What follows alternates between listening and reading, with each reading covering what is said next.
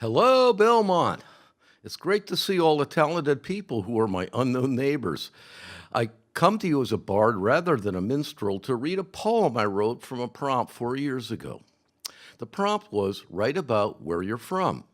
My poem went up on a writers community called cowbird.com and then was recently published again online in Open Thought Vortex, a monthly magazine of prose and poetry. But before carrying on, a few words about myself. I've lived in Belmont for 20 years this month and spent most of my non-working hours either cooking or writing, my two greatest passions after foraging for wild mushrooms, which I won't go into now. In those 20 years, I may have written almost 500 stories, essays, memoirs, and a novel, tossing in a dash of poetry. The novel is called Turkey Shoot, by the way. It's a literary thriller that doesn't have any good guys, just a dirty half dozen of young European radicals intent on bringing down a tyrant. I spent the better part of 3 years researching, writing, revising, publishing, and now marketing the book, which was released on September 11th to thunderous silence. And so, as it is new, unheralded, and really a good read, I'm taking this opportunity to alert the community about it. You can find, or at least order it, at almost everywhere books are sold. So on to the poem. It's a memoir and a meditation on growing up in a small Connecticut town named Cheshire. There used to be signs along the highway at the town line that said Cheshire, a nice town. But the vandals kept stealing them, so either the town quit replacing them or spun a new motto for itself. So the poem is blank verse with each stanza a sentence or two without punctuation. I'll read it slowly because it has a lot going on. And oh yes, with apologies to Dylan Thomas for stealing his style. The image you see is a 3D aerial map done in the late 19th century by someone named Bailey of my town.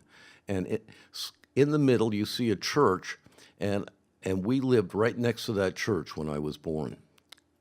But it didn't look exactly like that. I'm not that old. The poem is called I Am. I am from a farm town that slid into suburbia in time-lapse frames as I pedaled my paper route after school with a big canvas bag, bringing news of interstate highways and fallout shelters and Sputnik. And the computers were coming, but nothing about the internet. And remember seeing constellations and eclipses and shooting stars and watching kittens being born and hearing insects everywhere. Oh, the crickets and the cicadas and fireflies and tiny frogs chirping in trees. I am from a tall catalpa tree by our porch, planted on her honeymoon by an old lady we knew, with its popcorn flowers and string bean pods that I had to rake up after they dropped, and before I mowed the grass, sitting on a sulky my father had kindly made for our Rio lawnmower. And I remember my grandmother's gardens full of primroses and sweet peas and sunflowers and roses and petunias and zinnias. I liked her morning glories best.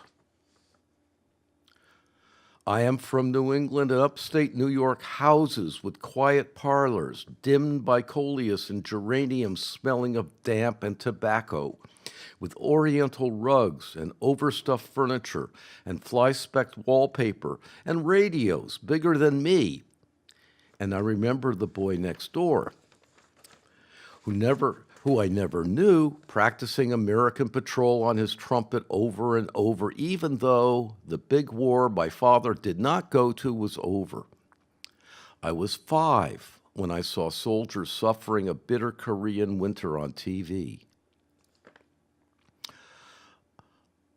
I am from pogrom-scattered Russian Jews transposed to New Jersey, merchants morphing into American farmers who forsook the land for education and lost touch with their traditions, And I remember my aunts and great-aunts making blintzes and matzo ball soup and gossiping about their relatives in Manhattan kitchens, while the men folks smoked in the parlor and worried about the news.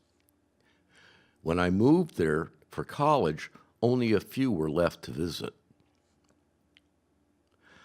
I am from mineral collections and model trains on a ping pong table, and electronic projects in my chemistry lab where I made soap and dyes and fizzy stuff and high explosives that should have killed me, but I was lucky. And I remember turning my lab into a darkroom when I got my first camera, and Father taught me to develop and print photos like the one I took of a chipmunk after waiting an hour for him to emerge from his burrow under my treehouse where I went to read comic books. I am from preachers and teacher elders who could bring out the best in people even though they did not know how they did it, except by listening to people and being helpful, even though they did not always get along with each other, especially with my grandfather upstairs watching Cronkite and sitcoms, and with his devoted wife and ranting about juvenile delinquents and commies and liberals. I remember his pride in the hundreds of books that lined his study that I sold after he died, but now in my study I write at his big desk. And I am from a mother and father who earned little, but burnished the world with their generosity of spirit and activism, and taught me to value truth and learning and respect for all, and made me do my homework and feed the chickens and gather eggs. And I remember being sent to Sunday school at a church next door by myself, where I colored pictures of the Holy Family and drew one of them flying in an airplane in the clouds with their pilot, Pontius. That was my first pun.